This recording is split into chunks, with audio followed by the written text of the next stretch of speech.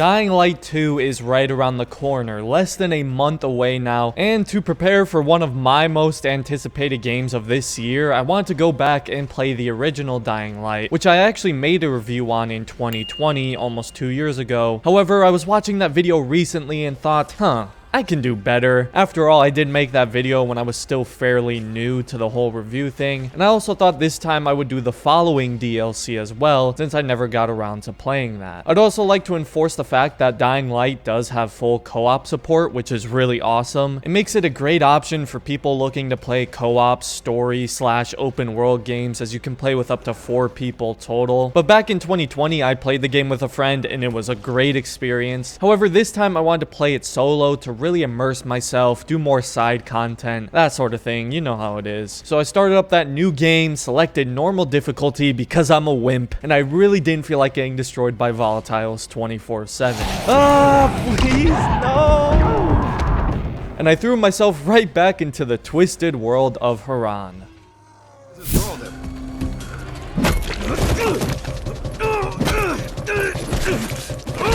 Dying Light takes place in the city of Haran, where, you guessed it, there's been an outbreak of the Haran virus that has turned people into infected. You play as Mr. Bad Boy Kyle Crane, who's working undercover as a GRE operative, as he's dropped down into Haran, where he's tasked with locating a file that has the potential to expose the GRE. Kyle quickly gets attacked by a horde of infected, where he's then saved and brought back to the tower, where a group of survivors try to, well, survive. You know how these post-apocalyptic zombie type games are. I think it's safe to say Dying Light's story isn't the best part about the game. That will always be the gameplay, but the story, while a little slow and generic at times, honestly, is actually not so bad itself. Could be better, but overall, not bad. The villain or antagonist of the game is your standard post-apocalyptic bad guy Meanie Pants Rise, whose main purpose of the game is to be a major thorn in your side and do something intimidating every once in a while to remind you he is indeed the bad guy. Hey buddy, you need a hand with that? No, too soon? Rise does have a little backstory. His brother died, so you know, he's evil and yeah, pretty generic antagonist, but he is very annoying and makes you want to kill him over and over again as he suffers for eternity. Because he just won't ever shut up, you know? The side characters are decent, the main ones being Jade, Raheem, and Brecken. However, there are a lot of characters, and a lot of which have very unique gimmicks and personalities, especially within the side quests, which some of which I won't forget. And grain, and rain, and plane, and the other kind of plane, and... So overall, the story's pretty good. Again, the main thing with this game is really more with the gameplay. It's not a story that'll blow you away by any means, but it's certainly serviceable and does the job. And quite frankly, I'm really interested with how the story of Dying Light 2 will work out. Will it be sort of similar, or will we see some noticeable improvements, narratively speaking?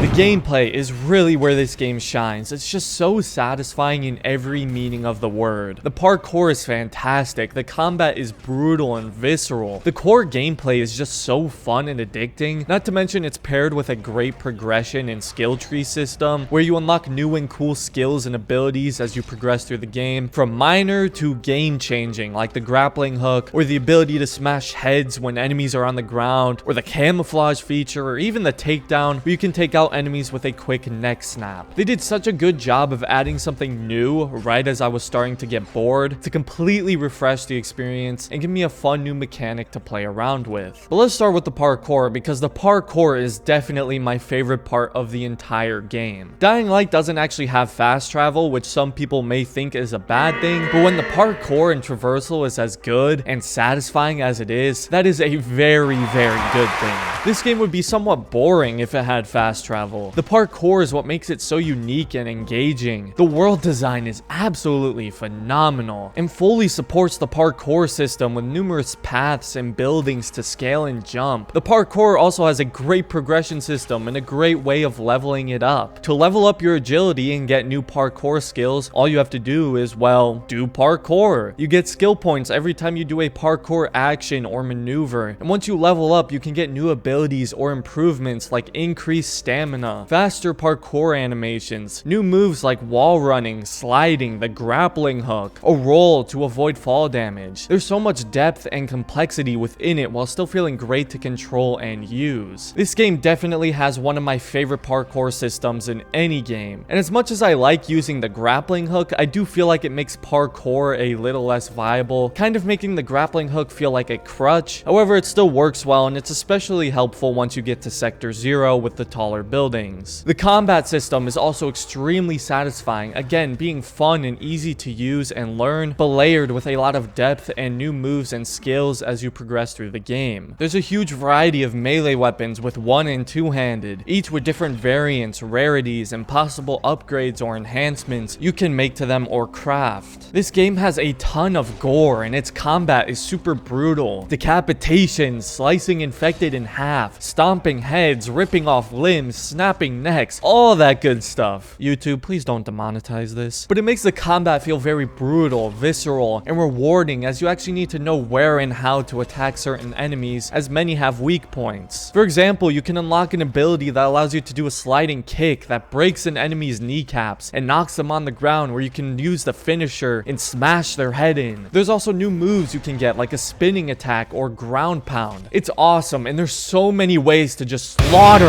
all of them.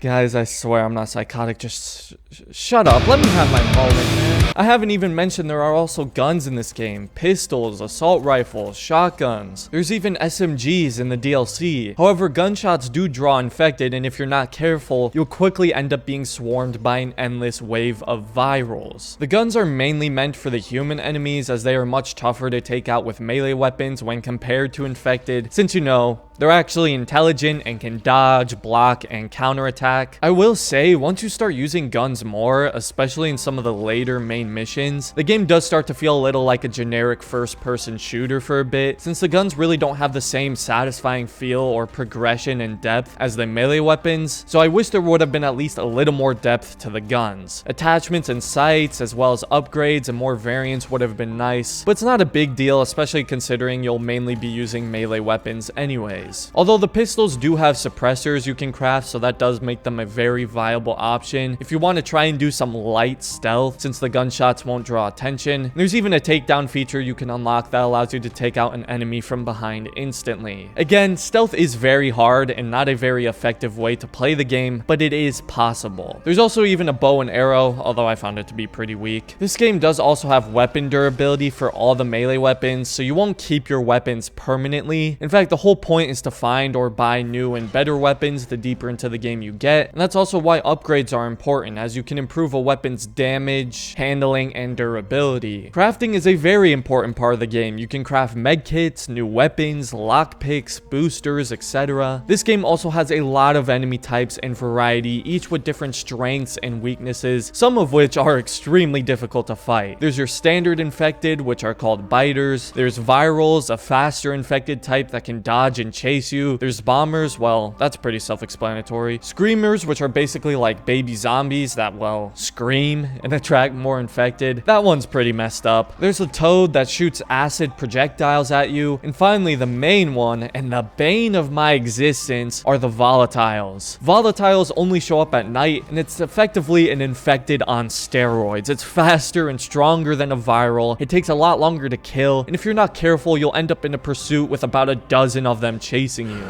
Oh, no, no, no, no, no, no. Run. Ah! Oh my goodness, I hate you. I hate you. You thought you took it. What? Stupid volatiles suck, man, but it's also what makes the night in Dying Light so fun and challenging. The game legit turns into a horror game at night. However, you get double XP, which allows you to level up very quickly, plus there's some missions that can only be completed at night, so it's a very high risk, high reward type situation. But if you really hate yourself, throw that thing on Nightmare and go out at night. You suck. I finally got my revenge. It was at this moment that he knew. He fucked up.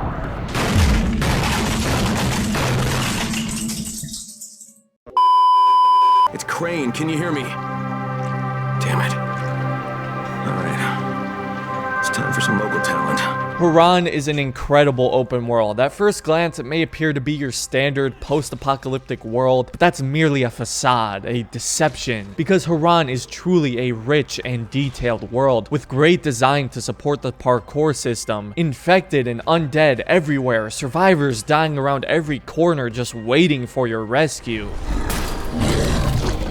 Nah, I'll pass. The world is immersive, it has a great atmosphere and so many dark, twisted side quests and side stories that perfectly complement this messed up world. There's a large variety of side quests, most of them being very enjoyable with good stories and rewards to go with them. So many unique characters and situations. There's even a ton to do in the world outside of the side quests. There are safe zones that you can clear out and secure, so you have a safe place where you can buy and sell items and sleep. There are airdrops randomly dropped across the world that have items you can give to the quartermaster for XP. There's a ton of live world events, whether it's helping survivors, killing bandits or Rise's men, or escorting survivors to different areas of the world. There's tons of looting and exploring to do as you can go inside so many buildings and homes to loot. There's vans and police cars you can lockpick to get some good items and weapons. There are bounties and quarantine zones and parkour challenges. There's just a lot to do and it's all very fun. Haran is quite small, but it's very rich, so I will always take a smaller, rich world as opposed to a big, empty one. But then at a certain point in the game, you go to Sector 0, which is another completely new open world with tall buildings and apartments. They did a great job of still designing the world well for parkour, while also making it different and unique from Haran. It was a huge refresher and gave you a whole new world and backdrop to explore, with new enemy types and stronger infected. The graphics in this game, of course, still hold up very well and have good performance on PC. The game has a very unique art style and aesthetic, with its lens flares and orange tint to the world. It makes it stand out from your typical open world for sure.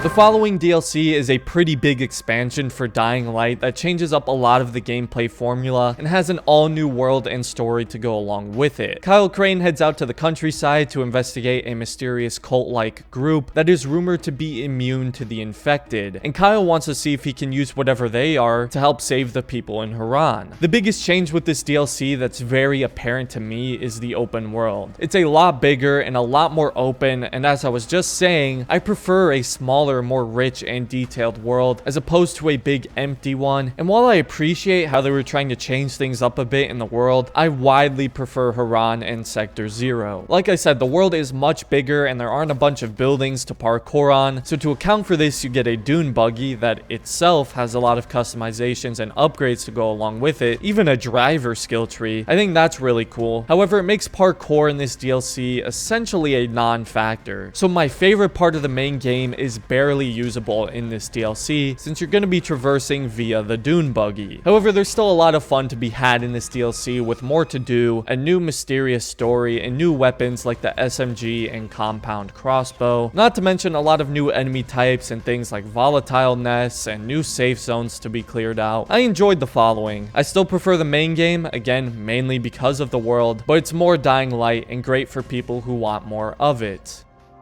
So, should you buy Dying Light in 2022? Absolutely. It has a decent story, an incredible parkour and combat system, satisfying progression, an excellently designed world, and a lot to do in it. It's a great time to check out the game as well, as it's often on sale for very cheap, and Dying Light 2 is coming out in less than a month, so you won't have to wait long to check out that as well. Plus, it's a great game if you're looking for something to play in co-op with a couple of friends. I hope you guys enjoyed this review of Dying Light in 2022.